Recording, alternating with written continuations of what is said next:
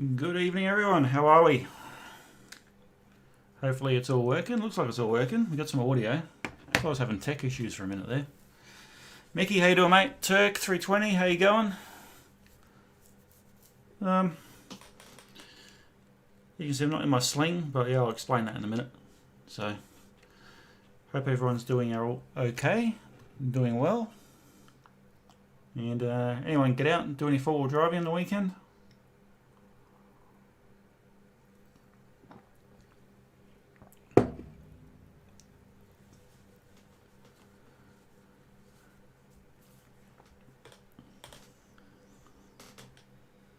Feel free to say hey when you join, so I know who's here, because I can't tell. I see I got 6 people in the chat, and that's about it. So, you good? That's good. Good work, mate. Easy.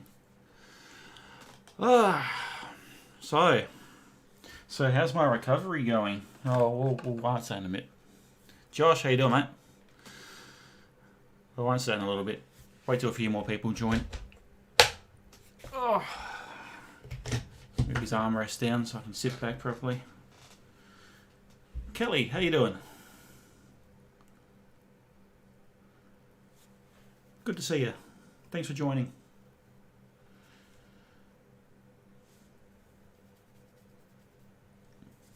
Should think about putting some music on at some point. Maybe a little bit of background music.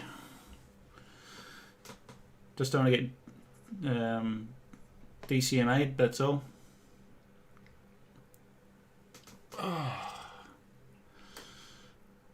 May or may not have many people here tonight. I don't know. We'll see how we go. So I guess I'll get started. So how's the recovery going? Very, very slowly. So, hey Mickey, how you doing, bud? Yeah, I had physio, second round of physio on Friday, and I was in pain Friday night. I was in pain yesterday. I'm starting to come good today, but yeah, it's going to be a long process. I'm allowed to sit around home now without my sling. But yeah, movement-wise, yeah, it's going to take quite a while by the looks of it. So I don't have a lot of movement at the moment. I got no strength in my right arm, so it actually gives me a searing, stabbing, sharp pain in my arm when I try and lift it. So yeah, pretty much not meant to use my right arm anyway, but I've got to keep doing my exercises and everything, and we'll keep going. So you know, like I can lift it a little bit, but that's about as far as I can go at the moment. So compared to this arm, where I can whoop, straight up. So a long time for me before I'm any good. They said maybe 6 weeks I can drive. Might be pushed out to 8 weeks yet. So yeah, got me on a table on Friday night at the physio, and yeah, a bit more forcing it, try and get it to move. So I've been doing a few more exercises here. Yeah, the external rotation, which is moving your arm out like that. I'm still like straight up at the moment, so that's no good for me. Kind of sucks. Yeah, struggling to use the computer, as I said. So I'm probably not going to have any content out for at least another month, I reckon. It's just going to be a struggle to try and edit videos without being able to use my right arm and line everything up in Adobe Premiere Pro. So it's going to be another struggle for me, but yeah. So searching for a new 4-wheel drive. That's my other thing here. My cousin picked me up yesterday morning and went and checked out an 80 series in the car yard. They ordered $19,500 for it. It was a 95 model. I might still be able to find it here. Give me a sec. Where are we? Bear with me. I will find it because I'll tell you all the details on the vehicle and what I thought of it and all that stuff. So yeah, feel free to chat, guys, and let me know how your weekend all went while I'm looking for this. Have any questions, feel free to ask them. And yeah, we'll go from there. Where is it? That one there. So I'll put this up to the camera. Probably not going to be able to see it too well though, but I don't know how well that's going to come out, if it's going to even focus. Come on, focus up. Yeah, it's not going to work. Anyway, it's an 80 series Land Cruiser. It's a 95 model, 416,000 Ks on it. Manual, 1HZ non-turbo. Presented fairly well on the outside, but stuck my head up underneath the back of it. Well, the back of it. Stuck my head underneath the front of it, and yeah, the swivel hubs were leaking, the diff was coated in oil, steering dampener needed replacing. What else did my cousin say he saw? He saw the power steering pump was leaking, though they told us that they'd just fixed it, so yeah, don't know about that. Needed a clutch. I think he said it was right at the end of the pedal travel with the clutch. Yeah, it was reasonable. It had no lift in it, so like, it was bone stock pretty much, except for an alloy bull bar and a set of roof racks. I know, not even a flat rack or a platform rack or anything like that. Yeah, it drove really well. Heaps of torque, But yeah, and there's other issues inside with it. The center diff lock button wasn't working. The binnacle at the top for the sub tank and the altimeter. Sub tank might have been working, we don't know. The altimeter was just broken. Yeah, really low range in the manual in first gear. It's pretty crazy. But yeah, four-wheel drive went in, but because of the wheels that were on it, which were like some old school Chevyettes, I have a feeling maybe it had a part-time four-wheel drive kit in it, and you needed to manually lock the front hubs to get that center diff lock to work properly. But I don't know. The lights still should have come on even with pressing the button. So took it for a drive, drove really well. Yeah, it's heaps of torque, as I said. Like, what do you put it in first gear, low range, and stood on the brakes, and the thing would keep driving forward. So, yeah, they'd be really good out in the bush. But yeah, it needed too much work. It needed probably about $5 or so grand of work. And no, not for 19.5 grand for a non-turbo. Like, these days the factory 1HDT turbo diesel 4.2. People are wanting upwards of probably 26, 27 grand, so it's just getting a bit too much. And I don't have that much to spend, so I may still end up with a 90 series yet. We'll see how we go. Time will tell. Yeah, there was one over in Wangaratta, which is where I ended up in hospital when I had the accident. I messaged her today, and then I got a reply back, just so like I sent an email response that said the vehicle had been sold. So obviously she'd sold it and hadn't taken it down. So that was kind of annoying. But yeah, that one was pretty decent. That was like a graphite grey. It was on 33s, 2-inch Ironman lift, Ironman bull bar. Just had a crappy Dominator winch in it. Had the rear bar with a rear wheel carrier. With the T slots in it for a high lift jack if you needed to lift the back up. Roof rack with high lift holder on it. Like I said, it's just a pair of roof racks. It's not a platform rack or anything. Had an awning. So that was a pretty decent one. That was 18.5. And that was lower Ks than the one I looked up in the car yard. So, but yeah, unfortunately that one's sold. And there's not much around at the moment around the country. So, pretty well looked at everything. I look daily to see if there's anything around, but there's nothing around. Yeah, that's my main issue there. It's just trying to find something, especially in this day and age where no one can travel internationally and everyone's buying four-wheel drives. So it drives the price up a bit, and then they all get snapped up real quick too. So, yeah, if anyone has any leads on like an 80 series, even if it's interstate, like either be NA or turbo diesel 4.2, I'll probably look at about a 90, 95, 96 model onwards. The earlier ones have issues. Yeah, let me know. Kind of struggling to find something at the moment. Even though I can't drive yet, I would still be able to go get something anyway. Yeah, that's where I'm at. So I was considering 105 series Land Cruisers, but yeah, I don't know. I just haven't really driven one or been in one yet to know what they're like internally, like inside. if I even like the dash layout. I don't know. I prefer my old school cars than the newer ones, but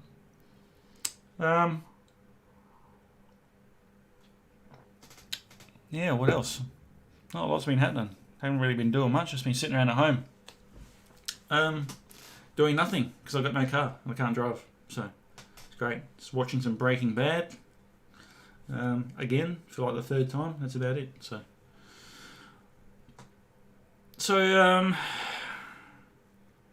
yeah. Anyone have any questions regarding mods or anything? Or looking at buying a 4-wheel drive? What do you drive, Kelly? Just out of curiosity, you got a 90 series as well, if you're still here. I know Turk has a 90, I know Mickey has a 90. Dirty GQ, how are you, mate? I know Josh has a 90. It's crazy though, man. Like the Toyota tax at the moment is ridiculous. Not that I'd buy a patrol, but patrols are about half the price of what a cruiser is at the moment. There are some decent patrols around, but I can't do it. Can't do it. Nothing against them, just can't do it. Man, I'd cop so much shit from people if I bought a Nissan. My cousin included, because I give him shit about owning a Skyline. What else? Had a mate drop around today. My chainsaw wasn't working after the accident because that was in the roof box.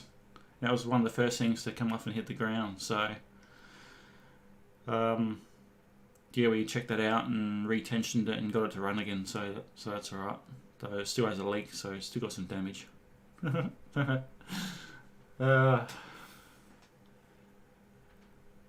sure your patrol's good, man. GQs are a tank anyway.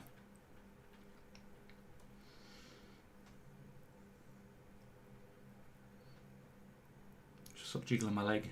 Keep shaking the camera. So yeah, 90 series isn't out of the question yet.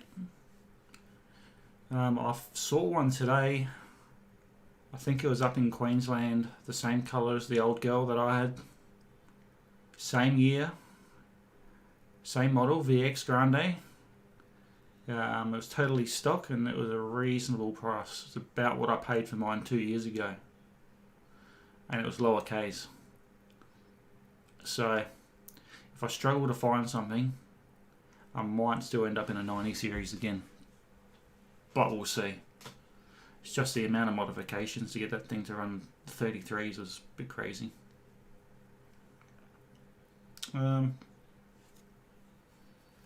Yeah, so anyone get away on the weekend at all? Being that it's a long weekend. I know some of you guys are here, but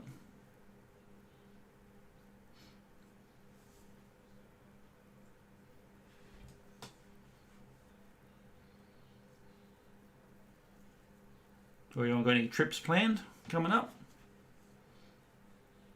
If you do, where you going? You know, got to live vicariously through you guys because I can't do anything at the moment. So, any YouTube channels you recommend me to check out? Give me something to watch. By all means, shoot some names through in the chat. I'd be interested to know.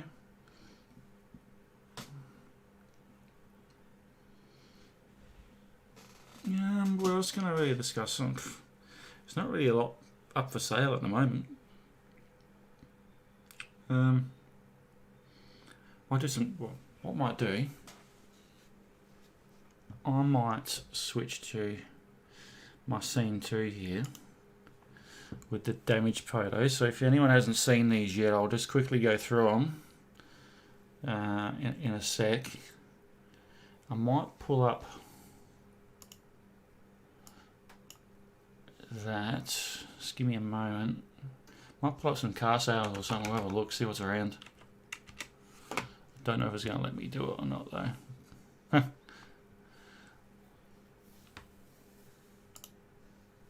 Add browser.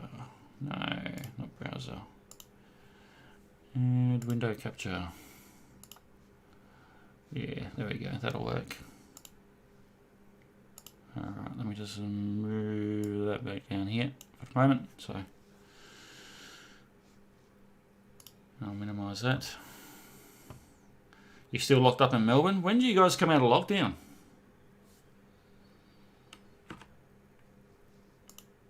I thought it was tonight. Isn't it tonight? Or restrictions are supposed to be easing or something?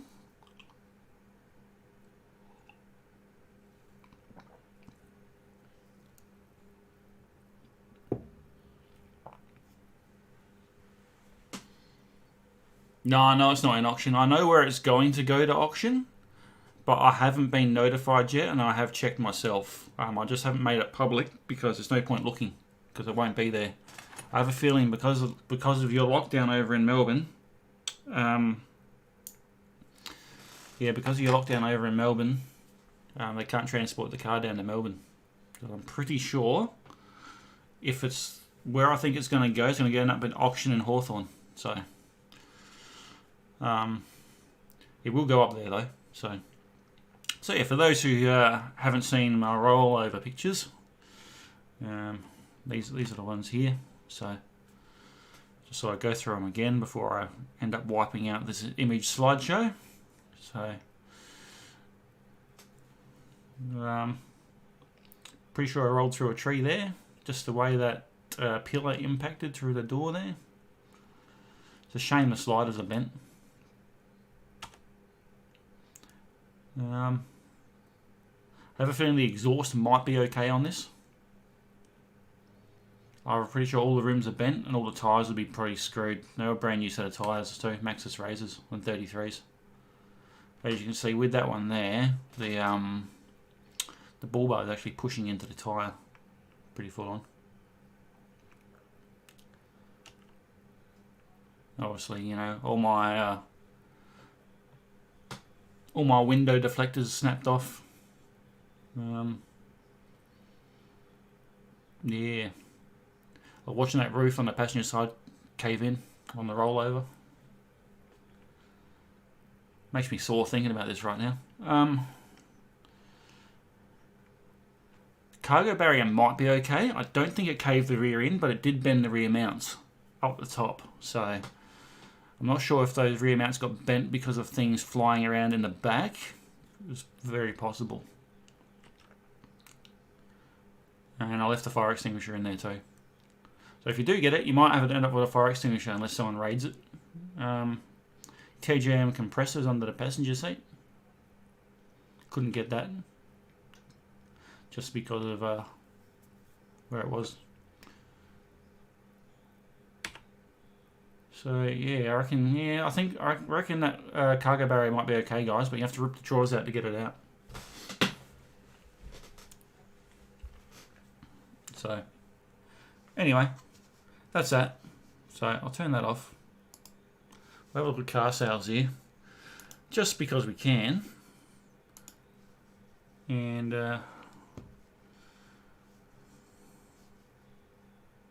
get out of there. Don't need that. So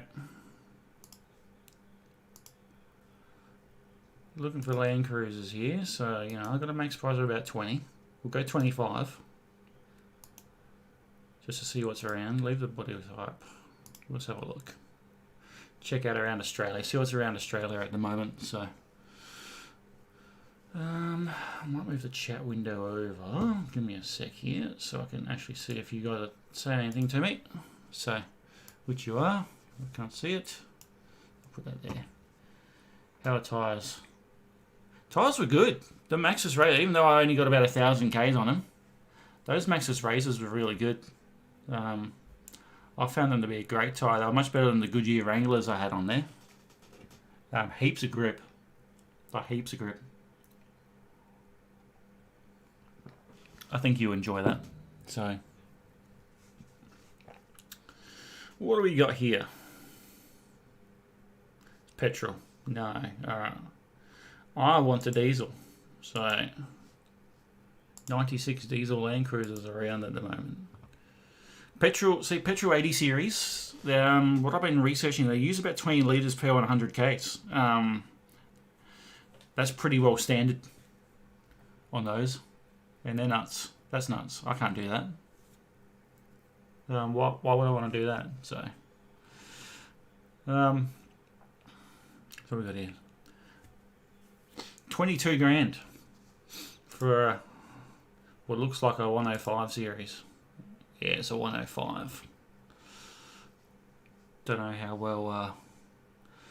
Just checking this here. Bear with me. Let's see if you guys can see everything when I change screens. Got a little bit of a delay.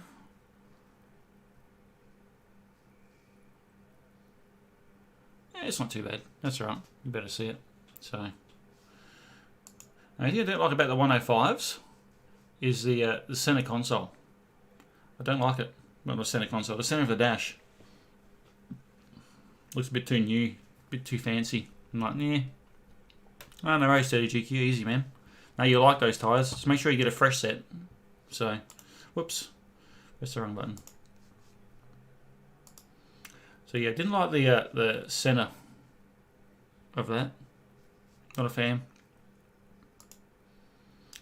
Heaps of room in the back though, as you can see. You flip those back seats forward, whack a cargo barrier, now remove the back seat, you got heaps of room. So, looking at greys online, they go cheap there. I have looked at greys online, but I haven't seen any 80s pop up at the moment. That one's got a winch. That's in WA though. So I mean, like, to me, that just looks like a big 90 series.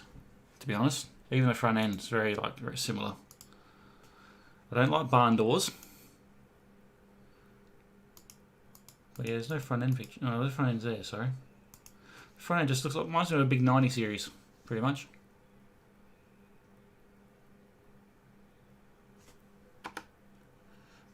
Alright, let's go back. What else we got? Another 105 for 24. So that looks a bit better because it's got the different wheels on it. So yeah, God, sorry guys, because I'm operating this left-handed. I'll try and do it right-handed. If my arm will let me. Give me a sec. Let me get in a bit closer here. It'll let me, just. Boy, that's a struggle. Yeah, because these bigger tyres on those wheels, that looks a bit better. And with the bull bar, looks alright. Everyone's still cable winch still though. I think like this is still old school with a steel cable winch. Don't know what's going on with those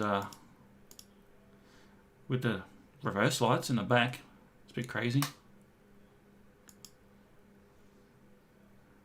Any interior shots? Alright, so this one here, that one's actually a turboed 1HZ. I can see the silicon joiners. Someone's turboed that for sure. So unfortunately, the other issue I have with these getting another car is if it's a turbo 1HZ, it's not actually legal here in South Australia, which is kind of a pain in the backside. But you know, I don't know. I might call an engineer Tuesday and ask what the legalities are or how much it would cost to engineer. Because if it's not going to cost much, if they go, oh yeah, we'll sign it off for like $1,000 or something, because it's not increasing the power all that much. Then I might get away with it, and I might consider the turbo 1HZ then. It's got a big dent in the door. So it's pretty stock standard in the back. You know, nothing's been changed. Still vinyl floors. 377,000.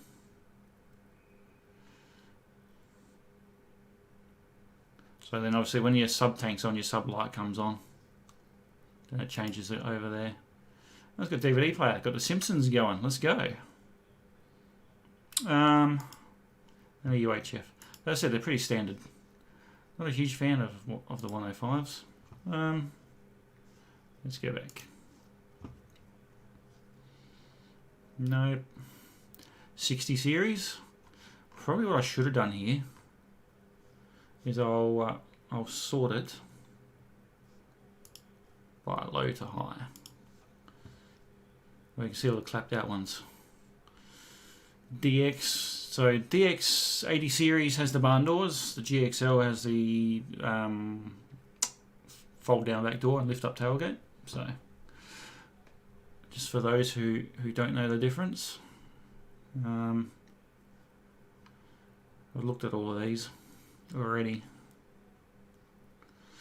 90 to 92 models have gearbox problems with the synchros as well,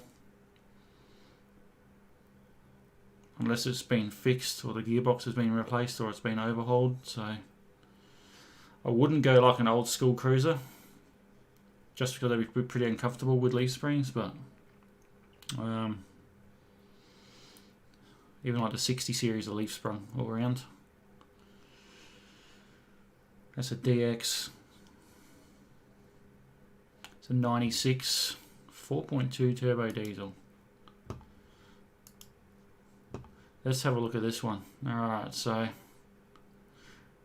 the 96 models have a 3.5 ton towing capacity. The 95 and earlier are a 2.5 ton. They changed it in the latest, the Series 2. I don't know why though. It's the same chassis. So looks reasonably clean inside from what you can see. It's got power windows. Looks like it's got spotlights in it. Power mirrors. Now none of these cruisers have cruise control, unfortunately, unless you get like a VX model. No drawers in the back. Definitely non-turbo. And as you said, with the GXL, it's got a bit of paint fade in the tailgate. Looks like probably have the same on the roof and the bonnet. But yeah, that tailgate that drops down, the back lifts up for a GXL. Looks pretty stock. Don't even know why it's got a lift on it. And it's turbo. It's got silicon joiners here, so turbo 1HZ. So technically it's turbo diesel, but it's not factory turbo diesel. There you go. Got a dynamic turbocharger services set up in it.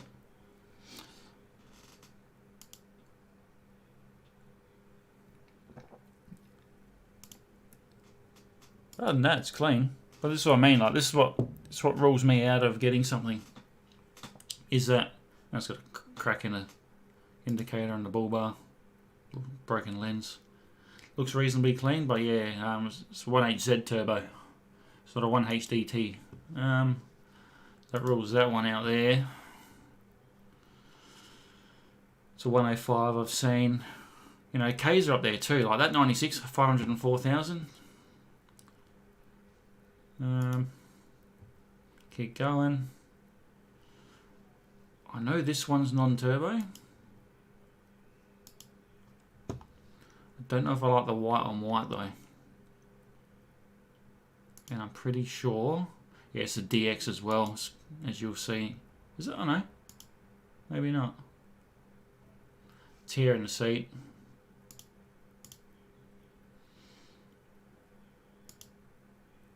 I don't know, it looks alright. No back picture of it though. Oh, that's just it's a GXL. Yeah, GXL says up there. I'm blind. Hey bud, how are ya? Hope it's all well from Olympic Dam up in the mines. Are you cooking some killer meals, dude? I'm doing alright. Bit sore. Operating the computer with my right arm at the moment. It's starting to get sore already. So yeah, so Jason here. I bought his long range tank off him for the 90. Wasn't in there all that long, and now it's gone again. So get another 95. Hard for mods, dude. Really is. It's the only reason why. Give my arm a rest for a sec. Only reason why I haven't gone for another 95 yet is because it's going to cost me heaps, you know. Those upper control arms are worth about $1,200 now. Easy, if you can find them. I got them off Amazon, but upper control arms are worth money. The suspension was $3.5 grand. That long range tank I got off you was $500 from you, but then, you know, it's $1,200 retail. So it all adds up in the end, and then I've got to go and do all the mods again. And that's time as well, so I'd like to, if I can't find an 80 series. So I think that's what will happen. like a 95 or a 90 will be my last resort. Again, this one looked alright, but it's a DX, so it's got the barn doors on the back. But it's got a stack of spotlights. It's non-turbo, but DX. See, the DX doesn't have a tacho. It's got this ugly dash with all your temperature gauge and everything. It's pretty horrible. I don't like it. You could always change it, I guess, but there was that one. I've seen that one a while ago. I'll just operate everything left-handed here. Again, another DX model. A GXL 105, 430,000. So I'm looking around the 400,000 mark anyway on the case. I saw this one pop up, but then I noticed this was a 93, so this was an earlier one. Cost will be similar, yeah, to a degree. To a degree. As I said, like I saw up in Queensland, 90 series, same as mine, same year. It was 292,000 Ks, I think it was. It was still an auto. It was a VX Grande. It had the rear aircon. So it was identical in every way to my last car, down to the colour. And it was like 8.9 or something. So, and I paid 8.5 for mine. But this thing was stock. It had never been off-road. So I said that might be an option. I'd have to go up and get it and bring it back though. So, yeah, then obviously, you know, then there's weight on bull bars and stuff like that at the moment as well, getting parts. I know Iron Man, I think we're a 2 or 3 month turnaround on bull bars right now. I'll have to get a new winch. Have to do all my wiring again. Have to do my dual battery system. It's crazy. Like, this one here had a dent in the sill panel. Only reason why I gave it a skip, because that's just a pain in the ass to get that out. Going manual, yeah, I think I might be going manual. I'm looking at it. Well, all the 80 series are manual anyway. Some of the petrols are auto, but I want a diesel. So this thing wasn't too bad. It's a little bit rough.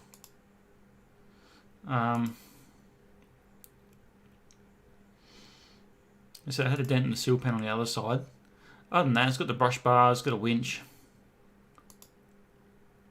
ARB bull bar. Got the pillar pod gauges up there. And it is a 1HDT because it's got the turbo dash. So when it's got turbo on the tacho, you know it's factory 1HDT. Interior was a bit rough in it though, I found. Had power windows. Just run the fridge in the back like so.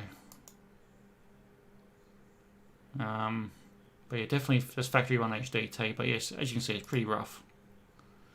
Not worth 18. Not in my eyes. And that was advertised on car sales 26 weeks ago. Not car sales, on Gumtree 26 weeks ago. So that's pretty crazy. And then I saw it pop up there. I'm like, hold on a minute, is that a scam or what's going on? So another 60. 78 series. You know, like if a Troopy had coil springs on the front, I would probably consider it. This my other option was a troop carrier. Not a ute person, but that's pretty cool for a 6-wheeler. Not that I'd roll a 6-wheeler around, but there's another Troopy there, 97. I think it's 2004. The Troopies were coil sprung front and leaf spring rear as well. It's a cruiser as a tipper.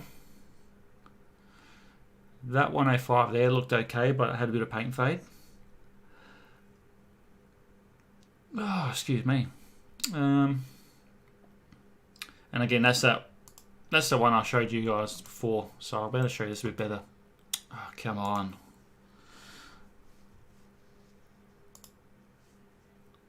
Yeah, I'll get my other hand up here. So 19.5 they wanted for this. They said it presented well, but it needed a lot of work too. So this is that one I was pointing out on my phone. So which we test drove. Well, I didn't test drive it, my cousin did, because I'm not allowed to drive, not cleared for driving yet, but you know, like this looked okay. Needed new window tint. Back to the kitchen. You get in that kitchen, eh? No worries, man. Cheers for dropping by. Enjoy the rest of your time up in Olympic Dam, and enjoy your time when you get back, when you fly back in.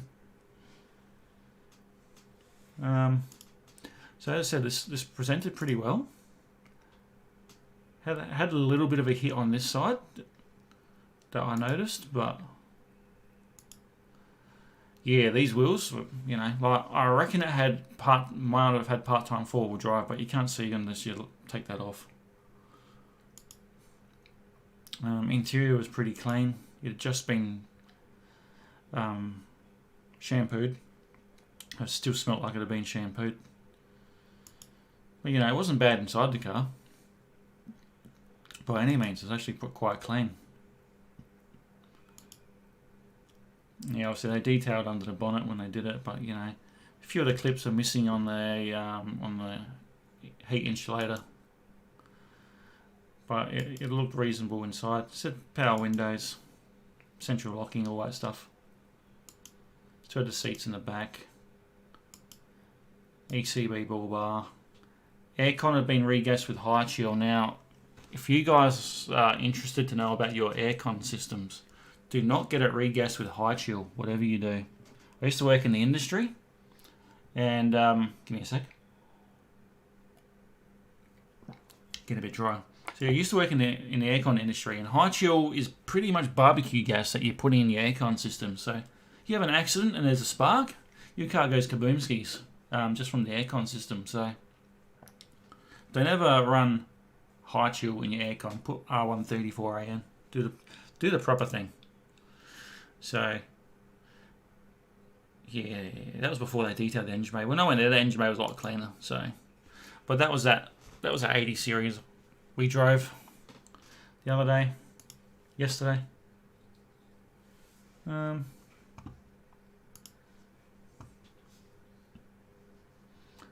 else we got here? See, now I'm starting to get up into my limit of what's around at the moment, and there's only about 5 pages here anyway, so definitely not looking at that thing. That'd just draw too much attention. It has a bonnet scoop for no reason. What else we got here? I think that was about it. 105s, Troopies. Oh, there was this one here, but again, this was a DX. But this one looked reasonably neat as well. So in his description, he said there's a little bit of paint chipping. But it's a DX, as you see. You'd have to get an aftermarket spare wheel carrier on the back. It's all up underneath on these anyway, even on the regular ones. Spare wheels under the back end. But it had a flat rack in it. But again, with the DX, there's no power windows. It's pretty basic inside. Generally vinyl seats, but it looks like this one's got XR6 seats or something in it. Just the way they look. Drawer system in the back. 394,000. It didn't show the dash though, but yeah, the DXs have that weird dash.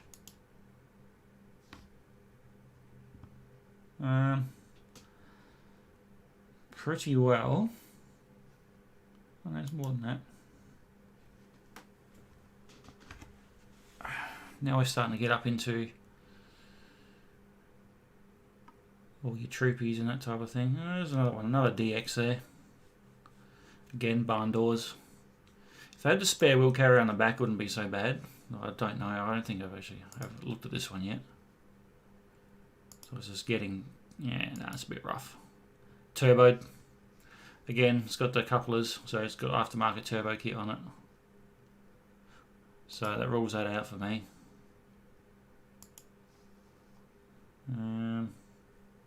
We looked at that one earlier. It's a 60 series. This one here, all right. This one was interesting because there's a HZJ80 converted to a HDJ80. So that one there was all right.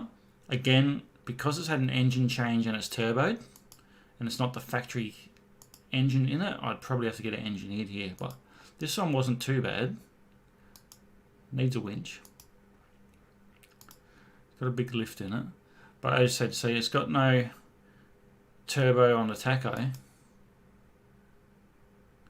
But it had your power windows and everything inside still.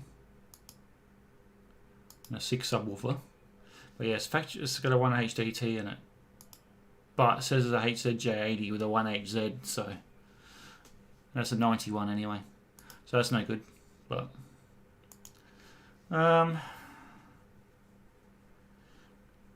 yeah, had a look around. I can see DX back door, barn doors on the 105s.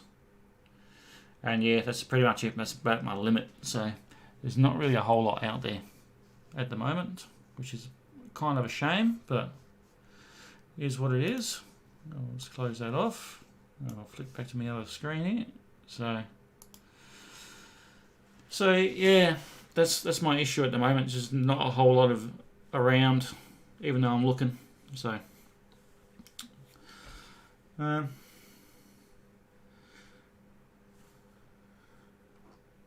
going to ask you guys in the chat. Let's get some chat interaction here. What's the best mod you've done to your 90 series?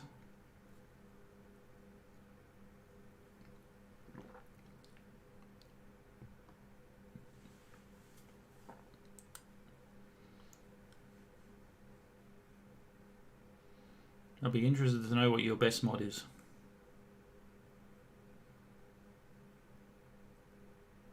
It can be something simple.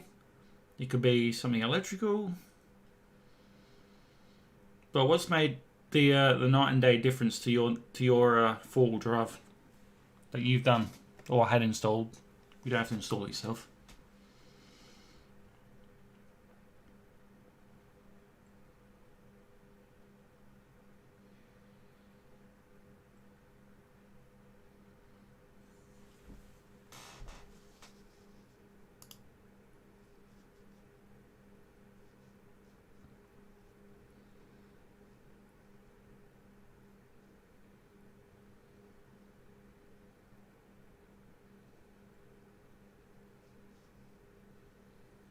No? No one?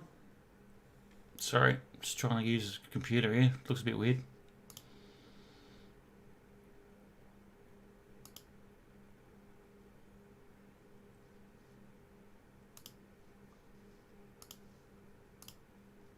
Your bull bar and lights. So what, you just got spotties? Or you're running like a light bar? Or your lithium battery? How many amp hour? 100 amp hour? Lithium battery is a good one. That's what I was going to upgrade to next after mine. Just because out of an AGM, you can only get 50% of the usage of your power.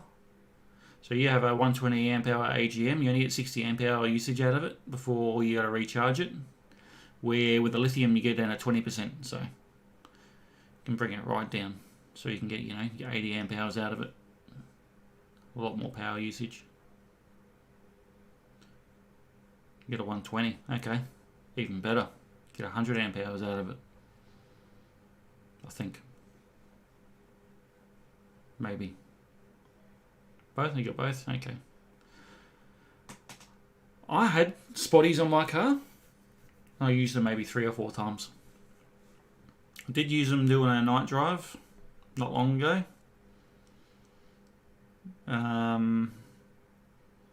That I didn't film because I was helping out. Yeah, it was a group tour. I was in the middle of the pack just to make sure people made it through. I didn't have to recover anyone, and that was alright. But yeah, I used them once for that, and a handful of times just travelling open road and stuff like that, but not really on the tracks. Never used it. You show me some pictures.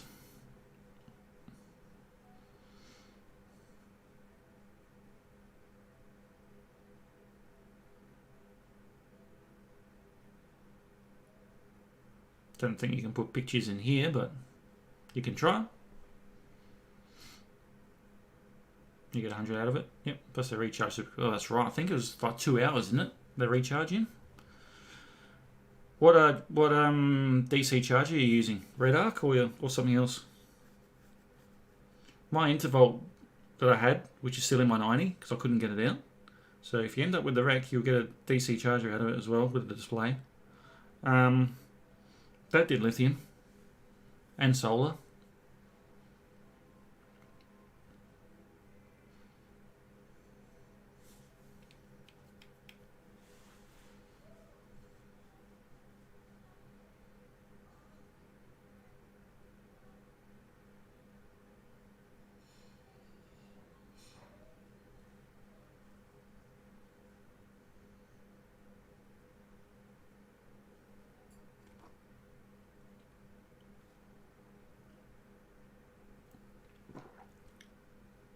Just the other thing as well, guys, if you do have a dual battery system and using something like a Red Arc SBI 12, which is just your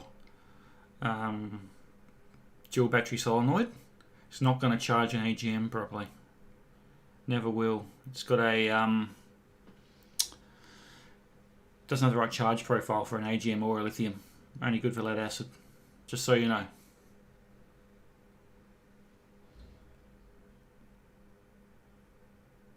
iTech World battery and a DC charger is a 40 amp. What brand? We got Energive or something. Energive, Red Arc. What was I running? Intervolt. That's what I had.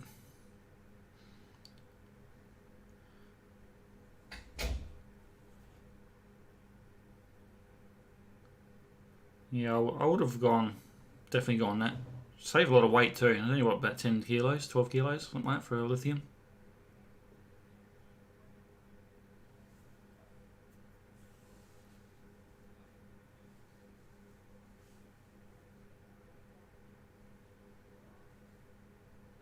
Though I found even with my AGM, because I'd be driving most of the day, it'd recharge anyway.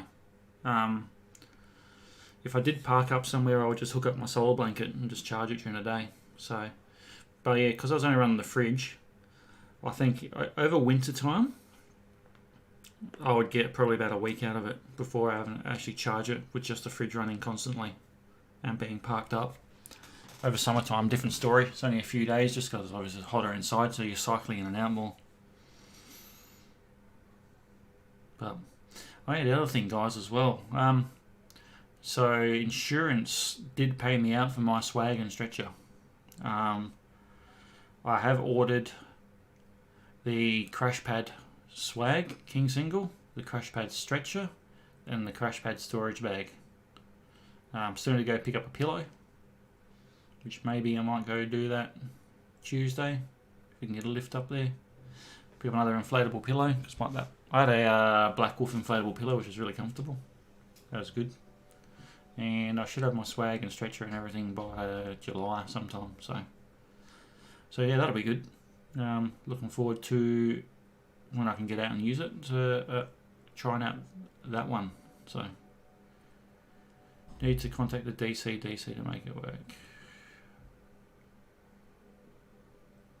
What do you mean, Dirty GQ? What, iTech World brand? Okay. Yeah, Intervolt's WA as well. They're mining standard over there.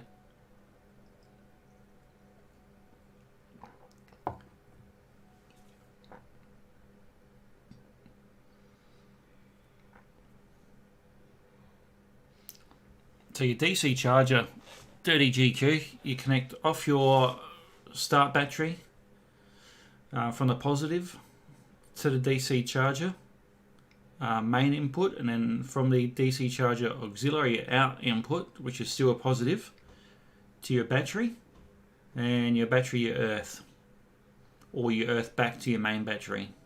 Depends how some people do it. I earth back to my main battery, but yeah, that's generally the way you do it.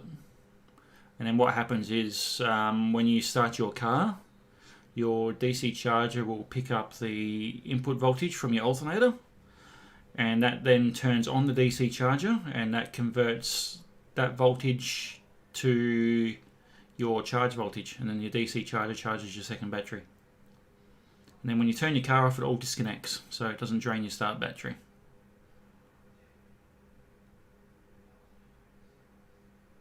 Which is a bloody good idea, because obviously you don't want to get stuck out anyway. So that's how mine worked anyway. That's how all of them work.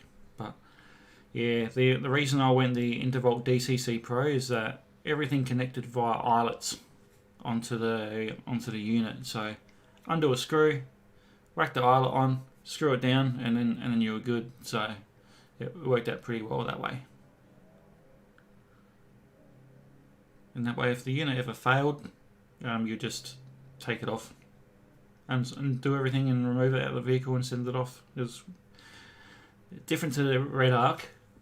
The Red Arc one, you have to desolder the harness unless you put a plug in the harness. Excuse me. Yeah, welcome to everyone here. Hope you're doing well.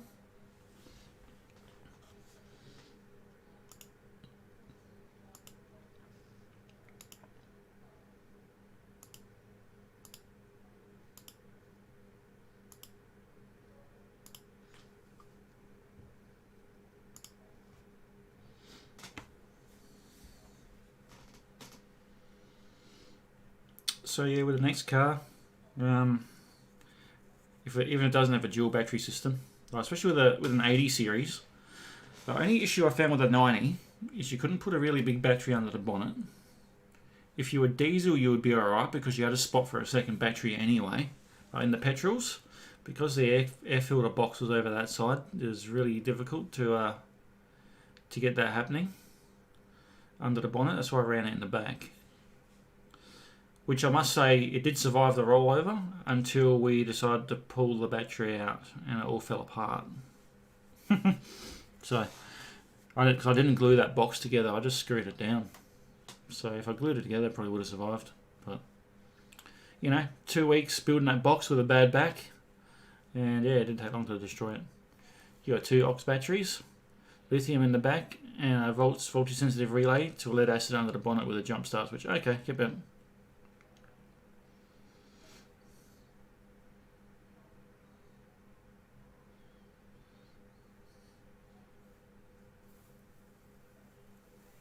You got a Red Arc dual battery system for your deep cycle 170. Yeah, you'll probably be using on that Red Arc system probably a BC DC, probably the ones around 1240D. Probably the model you'll be using. I used to sell all this electrical stuff, so which are a good unit. So DC to charge it better. Yeah, what you do if you got a Red Arc dual battery system, and your model is a BC DC 1225 or a 1240D, you'll probably be fine, because that is a DC to DC charger. What insurance company were you with, and would you recommend them? I was with Club 4x4. Would I recommend them? Yes, I would. They were really easy to deal with, and I did have to fight them on the swag and stretcher though. Obviously, now with any insurance company, you'll find that you have to prove that you own the items. So I had proof of everything except my swag and stretcher. Now, like the guy that I was dealing with was really helpful. And he goes, if you can't prove the ownership, he goes, I can put it forward to upper management, but I can't promise anything. So I've gone, all right. I said in the email, all right, mate. I said, well, end of the day, I was out on a 4-week solo camping trip. I didn't have a rooftop tent on the car, as you can see. I said, where else was I going to sleep? You don't go on a 4-week solo camping trip without somewhere to sleep. So he put that forward, and then they just approved it. They go, yeah, well, we agree that's something you would take on a camping trip for 4 weeks, and they approved it. So that was fine. I just had to provide links to the manufacturer's items and the cost value. But yeah, they were good though. One thing I will say, and this is my error, and I would have got paid out more if that was the case, list everything on your car. Even as soon as you do an upgrade, list it. Call them up, list it. Might cost you more. Cost you per modification generally. So Yeah, list everything, guys. My sliders weren't listed. My upgraded suspension wasn't listed. Though my suspension prior was, so I only lost half the money on that anyway. What else wasn't listed on there? There's probably a few other things. Oh, my torque converter, lockup kit, and the upgraded valve body I just put in the day before I left, that wasn't listed. There was another $2,000. You mean, like, make sure that you go and list everything that you have in your car on your policy, so you get your proper payout for it. So I'm not too bad that a lot of my stuff I had on there, I got through my last job, so it didn't cost me a whole lot. Even though it was still listed on there, I still get the retail for it. But yeah, just make sure you list everything, guys. It's my pro tip for you with any insurance company.